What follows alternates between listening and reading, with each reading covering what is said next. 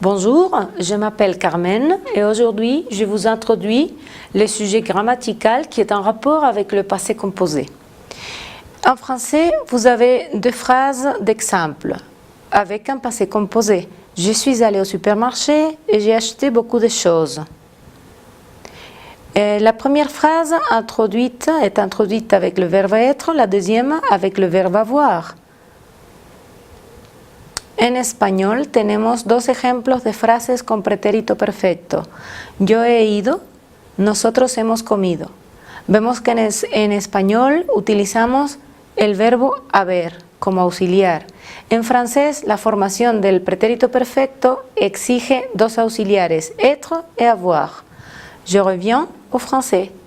Les exemples de passé composé. Je suis allée entre parenthèses avec un et, parce qu'il s'agit d'un homme ou une femme. S'il s'agit d'un homme, un seul E. S'il s'agit d'une femme, un autre E à la fin du participe. Phrase numéro 2, nous avons mangé des croissants. Vous voyez un autre auxiliaire. Verbe aller avec l'auxiliaire être. Verbe manger avec l'auxiliaire avoir. Donc, nous commençons avec la formation du passé composé. La formation de ces temps verbal exige un pronom personnel, l'emploi d'un auxiliaire, être ou avoir, comme vous voyez, plus un participe passé. 2, j'ai utilisé la même explication pour introduire l'auxiliaire avoir. Pronom personnel, auxiliaire avoir, plus participe passé. Pour la formation du passé composé avec l'auxiliaire être, vous utilisez l'auxiliaire être avec 3 types de verbes. Le verbe pronominaux, et ils exigent l'emploi d'un pronom personnel. Il s'est levé, il s'est levé, se levantó. Verbe d'état ou de mouvement, naître, mourir, devenir, aller, venir. Vous avez un exemple, je suis né à Tenerife. Verbos de estado, de movimiento, nacer, morir, hacerse, ir, venir. Et le troisième groupe de verbes, verbes avec un emploi intransitif et ses dérivés. Entrer, monter, descendre, sortir. Emploi intransitif, ça veut dire en français qu'il n'utilise pas un complément d'objet. Donc, je suis femme, je suis sortie ce matin. L'exemple avec l'auxiliaire être, parce que c'est un verbe de mouvement, un verbe qui exige l'auxiliaire être.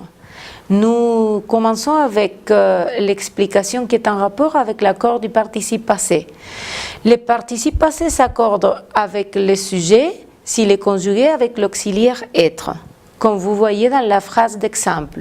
Je suis sortie, sortie participe passé, s'accorde avec le sujet femme, et c'est pour cela qu'à la fin il faut ajouter un et. Et pour la formation de auxiliaire avoir, il s'agit d'employer l'auxiliaire avoir avec le verbe transitif, c'est-à-dire avec les verbes qui ont un complément d'objet direct. J'ai sorti la voiture du garage.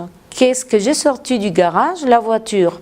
Avec le complément d'objet direct, les verbes passés sont utilisés avec ou introduisent l'auxiliaire avoir. Donc, avec l'auxiliaire avoir, il n'y a pas d'accord du participe passé si le complément d'objet direct suit celui-ci. Et la voiture, voyons la phrase numéro 2. Je l'ai sortie du garage, où c'est marqué avec les en rouge. Les enfants que tu as vus, où c'est marqué la S à la fin du participe passé, ces accords du participe passé veulent dire que le passé composé s'accorde avec emploi l'auxiliaire avoir, et l'auxiliaire avoir et le complément d'objet direct précèdent le participe, c'est-à-dire le complément d'objet direct est placé avant le participe passé. C'est le cas de la voiture et le cas des enfants. Pour finir, pour conclure, je voudrais que vous fassiez, que vous complétiez ces 5 phrases que j'ai utilisées en tant qu'exemple d'utilisation de ce sujet. Donc vous les utilisez au passé composé, le verbe se montre ou apparaît à l'infinitif et vous devez mettre han subido la maleta al granero. Laurent ha sacado el gato.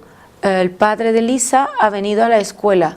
Mi profesora ha llegado con retraso y mis padres han trabajado todo el día. Como ven, la utilización del pretérito perfecto exige en español el mismo auxiliar. Se trata de que ustedes utilicen ahora el auxiliar correcto en francés. Alors, bon courage et merci. C'est tout.